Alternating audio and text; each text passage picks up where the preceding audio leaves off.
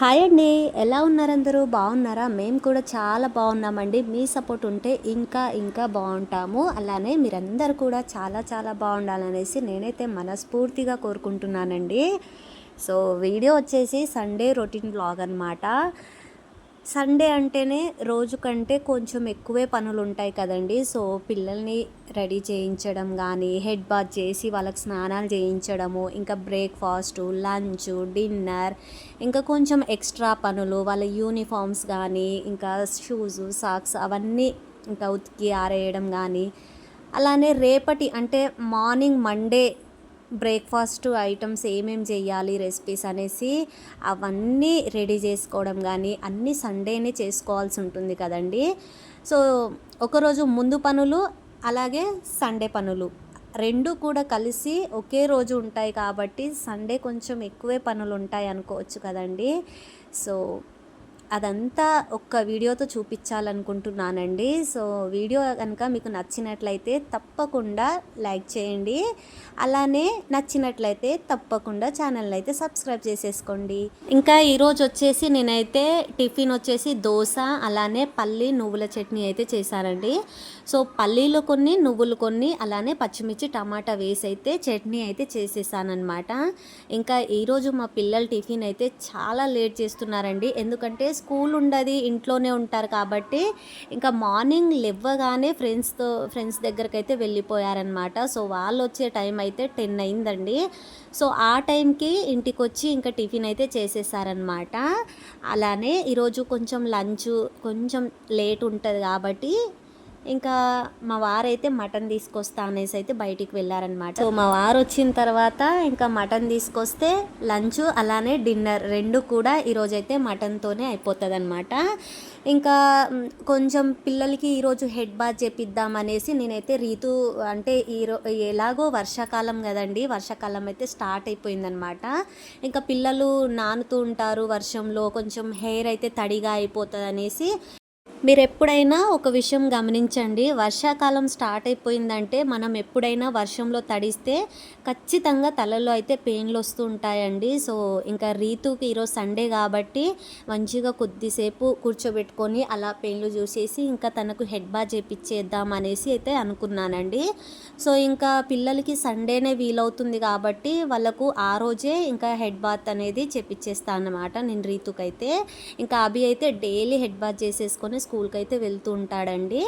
అయితే ఇలా కొద్దిసేపు బయట కూర్చొని ఇంకా రీతుకైతే నేనైతే స్నానం చేపించేసానండి.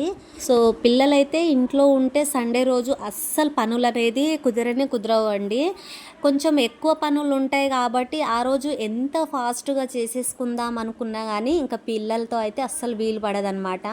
మనం ఒకటి అనుకుంటే ఒకటి జరుగుతూనే ఉంటుందండి ఆ రోజైతే. ఇంకా నేనైతే పిల్లల యూనిఫామ్ కానీ వాళ్ళ షూస్, సాక్స్, ఇలా టై బెల్ట్ ఏదైనా ఉంటుంది కదండి, లంచ్ బాక్సెస్ కానీ అలా అవన్నీ అయితే వాష్ చేసేసి ఇంకా బయట అయితే ఆరేసానండి. సో వర్షాకాలం కాబట్టి మనకు ఎప్పుడు కొంచెం అంటే వెదర్ ఎప్పుడు ఎలా ఉంటుందో తెలియదు కాబట్టి కొంచెం వెదర్ ఫ్రీ అయితే కనుక ఆ రోజు ఇంకా బట్టలు కానీ ఏదైనా పిల్లల యూనిఫామ్స్ కానీ అవన్నీ పిండేసి అయితే ఆరేస్తూ ఉంటానండి. సో ఎప్పుడైనా పడితే కానీ హెవీగా వర్షం పడుతూ ఉంటుంది అనమాట. సో అప్పుడైతే ఎలాగో వీలుగా కాదు కాబట్టి కొన్ని డేస్ ఎక్కువే అయిపోతూ ఉంటాయండి. సో ఇంకా చూడండి బయటైతే ఇంకా బట్టలు అయితే ఆరేసానమాట. ఆ తర్వాత ఇంకా వీడియోలో అయితే షూట్ చేయలేదండి. ఇంకా తర్వాత ఇంకా రీతునైతే హెడ్ బాత్ చేసేసిన తర్వాత చూడండి తనే రెడీ అయిపోతుంది అనమాట.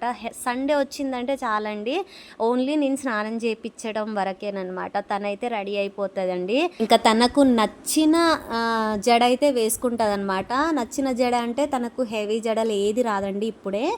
ఇంకా తను ఇష్టంగా వేసుకునే జడ ఏంటి అంటే క్లిప్ పెట్టుకొని జడ వేసుకుంటుంది అనమాట.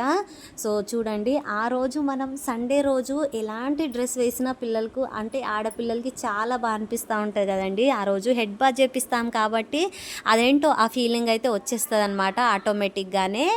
ఇంకా తనైతే ఇంకా ఇక్కడ చూడండి మంచిగా జడ అయితే వేసేసుకుంటుంది అనమాట. చాలా ఇష్టం అండి తనకైతే. సండే రోజు ఫ్రెండ్స్ దగ్గర వెళ్తుంది కాబట్టి ఇంకా తను అద్దం దగ్గర నుంచి అయితే ఒక గంట వరకు అయితే అస్సలు కదలదండి. ఇంకా జడ ఎలా వచ్చిందో, నేను ఎలా రెడీ అయ్యానో అనేసి ఒకటికి 10 సార్లు చూసుకుంటూ ఇంకా అప్పుడు కానీ ఫ్రెండ్స్ దగ్గరకైతే వెళ్ళదండి. సో ఆ రోజు అంత ఇష్టం అనమాట తనకైతే. సో ఇంకా చూడండి తనైతే రెడీ అయిపోతుంది అనమాట. ఇంకా నేనైతే రేపటి కోసము మండే టు సాటర్డే వరకు అండి మనకు టిఫిన్స్ ఖచ్చితంగా కావాలి పిల్లలకి బ్రేక్ఫాస్ట్ టైంకి అనేసి ఏం చేద్దామా అనేసి నేనైతే దోశ పిండికి ఇంకా ఇడ్లీ కోసం అనేసి నానబెట్టుకుంటున్నాను అనమాట. సో వాటి కోసం ఎలాగో ఇడ్లీ దోశ రెగ్యులర్గా తింటూ ఉంటాం కాబట్టి ఇంకా ఎప్పుడైనా మనకు ఆ 2 పిండి ఉంటే చాలండి. ఇడ్లీ పిండితో అయితే దిబ్బ రొట్టె చేసుకోవచ్చు, ఇంకా దోశ పిండితో అయితే పొంగనాలు వేసుకోవచ్చు అనమాట. సో ఈ 2 మనము మిక్సీ చేసి పెట్టుకుంటే, స్టోర్ చేసి పెట్టుకుంటే కనుక మనకు ఎప్పుడు ఏది కావాలంటే అది చేసుకోవచ్చు అనమాట. సో ఇంకా ఊతప్పం లాగా కూడా చేసుకోవచ్చు అనమాట. సో ఒక్కటే సారి మిక్సీ చేసి పెట్టుకుంటే కనుక ఒక 5-6 డేస్ వరకు అయితే మనకు టిఫిన్ బాధ అనేది ఉండదండి. సో అందుకే నేనైతే వారంకి సరిపడినంత ఒకటేసారి పిండి అయితే కలిపి పెట్టుకేసుకుంటానమాట. సో ఇక్కడ చూడండి నేనైతే మినప్పప్పు అంటే మినపగుళ్ళేనమాట ఇదైతే.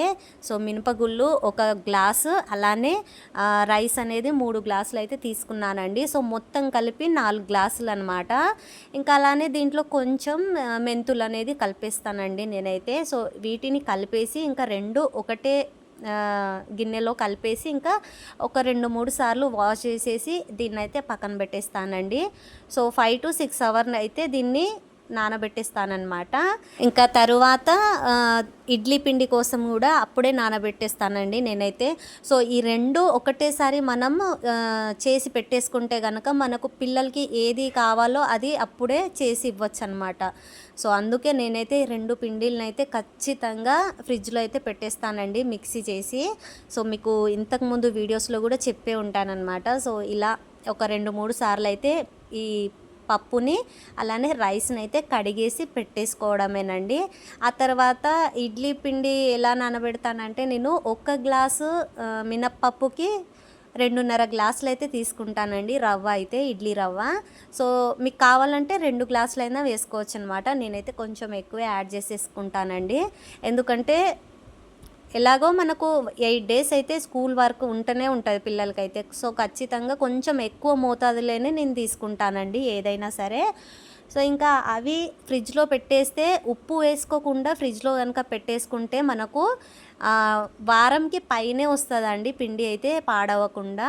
ఇంకా అలా ఈ రెండుటిని అయితే పెట్టేస్తానమాట. ఆ తర్వాత నెక్స్ట్ ఎప్పుడైనా బోర్ కొడితే కనుక ఇంకా సేమియా ఉప్మా కానీ లేకపోతే చపాతీ కానీ పూరి కానీ అలా చేసి ఇస్తూ ఉంటానండి.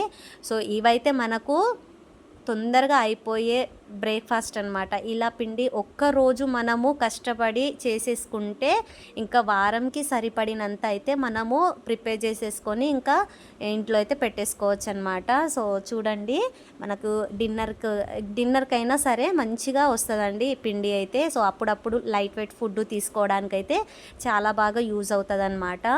సో మేమైతే ఎక్కువ శాతం రైస్ అయితే తినమండి నైట్ టైంలో. చపాతీలు కానీ లేకపోతే ఇడ్లీ దోశ అలా తింటూ ఉంటామన్నమాట. అయితే ఇంకా అందుకే నేనైతే కొంచెం ఎక్కువ మోతాదులోనే నేను కలిపి పెట్టేస్తానండి పిండి అయితే.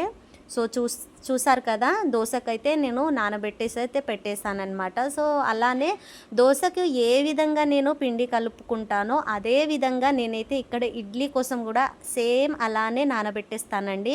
ఎందుకంటే కొంచెం దాంట్లో మెంతులు వేస్తే కనుక ఎలాంటి గ్యాస్ ప్రాబ్లం లేకుండా ఉంటుందండి. ఇంకా మొత్తానికైతే నేను ఇడ్లీ కోసం దోశ కోసం అయితే మొత్తానికి రెడీ చేసేసానండి. ఇది 5 to 6 అవర్స్ తర్వాత నానిన తర్వాత ఇంకా గ్రైండ్ చేసేసుకొని నేను అంటే నైట్ మొత్తం బయటే పెట్టేస్తానండి.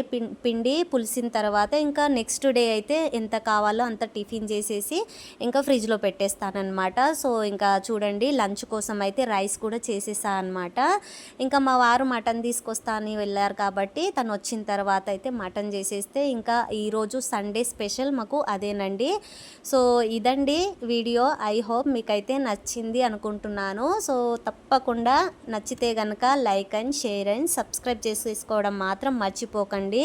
నెక్స్ట్ మంచి వ్లాగ్తో మళ్ళీ కలుద్దాం. Thank you for watching. Bye.